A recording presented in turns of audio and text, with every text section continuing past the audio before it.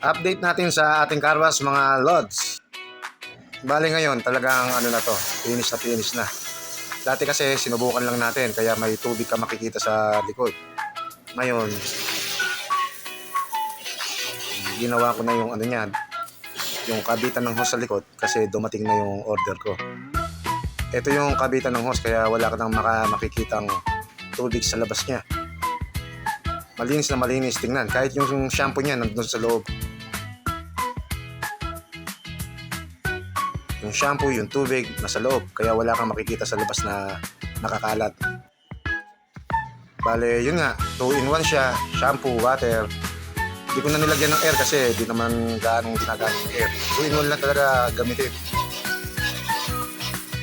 Saka higit sa lahat, affordable ere. Kayang-kaya nyo ito dahil mura lang.